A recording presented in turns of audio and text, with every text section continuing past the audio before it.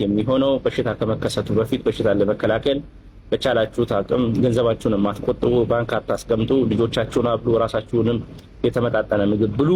ምግብ ላይ የሚያታወጡት ገንዘብ የከሰረ ገንዘብ አይደለም፣ ጥቅም ላይ የዋለ ገንዘብ ነው። መረዳት ያለባችሁ ሁሉ የተመጣጠነና ጤነኛ ምግብ ደግሞ ውድ ነው ማለት አይደለም።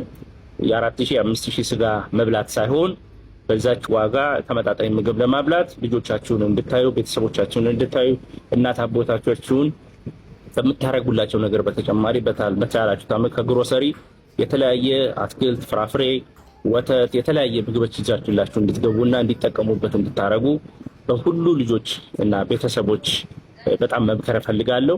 ገንዘብ ከመስጠትም በላይ አንዳንዴ ለቤተሰቦቻችሁ ግሮሰሪ የተለያየ ምግብ ይዛችሁ ብትወድ በጣም ትጸድቃላችሁ።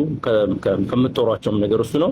ልጆቻችሁም ከምታረጉላቸው ነገሮች በጠቅላላ ነገ ብር መቆጠብ የተጫዋል መጫወቻ ምናምን ነገሮች ቢኖሩም ምግብ ላይ ግን ትኩረት እንድታረጉና አሰባጥራችሁ እንድትሰጡት በጣም መምከር እፈልጋለሁ። ምግባችሁ መድኃኒት ሊሆንላችሁ የሚችለው በሽታ ከመከሰቱ በኋላ በፊት ነው። በሽታ ከተከሰተ በኋላ ግን የሕክምና አገልግሎት ማግኘት፣ የሕክምናው አገልግሎት ግን በምግብ ሳይንስ እና በኒውትሪሽን ባለሙያ ብቻ ሳይሆን በስፖርት፣ በላይፍ ስታይል፣ በተለያዩ ነገሮች መቀየር ያስፈልጋልና ይህን ጥንቃቄ እንድታደርጉ ነው። አመሰግናለሁ።